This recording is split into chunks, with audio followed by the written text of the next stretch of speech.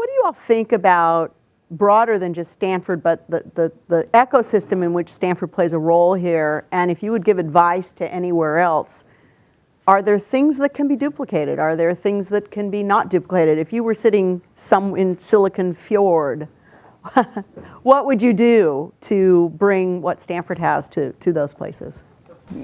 I've certainly thought about this a lot, and I get asked this question when I go back to South Africa when people look at the success that we've had here. And I think one of the first things I tell them is think about it the same way you think about building a company, which is you have to start small and you have to start iterating. Because the truth is what we all benefit from today took a century to build. And if you go back and, a lot of this is captured in the report, one of the first companies in and around this area was Federal Telegraph. And Professor Terman, who had a huge influence on Stanford's collaboration with industry, worked there for a while before he became a professor of engineering. And then he taught Hewlett and Packard and a bunch of other very well-known industrialists. He funded some of them. Those companies then spawned successive companies.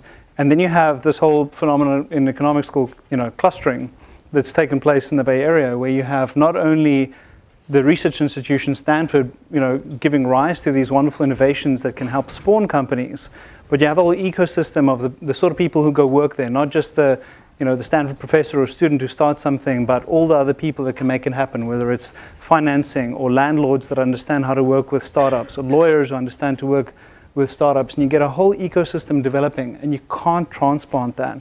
It's the same reason you can't just transplant fashion from Milan and plonk it down somewhere else in the world. Or diamond cutting in Belgium, or whatever the case is. And so if you want to replicate what is here, you have to very patiently start to build, and you need to create the right foundations, including things like protection of intellectual property, very clean and efficient bankruptcy system. And these are all things that are taken for granted when you live in a place like this. And they're all necessary institutions for you to encourage the formation of new ventures. So I think it can be done. A long time ago, Fleet Street in London or Savile Row were the top of the industries in print and fashion or suit making, and those have gone by the wayside as other people have innovated. So it can be done, but you've got to be patient, and you really have to make sure you get all the pieces necessary. I mean, there's a sense here that you can fail, and that's okay also, and that is not shared in other parts of the planet.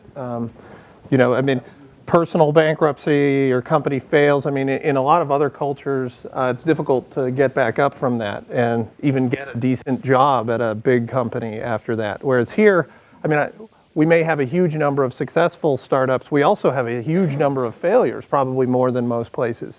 Yeah, not you guys at Sequoia, but that's right. Yeah.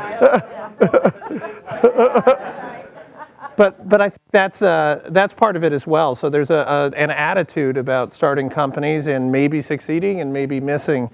You're right about that. The thing that I wondered about is, can you replicate that? Because there was something very unique about the West, in the late 19th century, about being a pioneer. It was a new place. It was a very non-denominational, equal access, and it really was a meritocracy. Mm-hmm. I'm sure it wasn't perfect meritocracy, but where in the world could you have found a better meritocracy?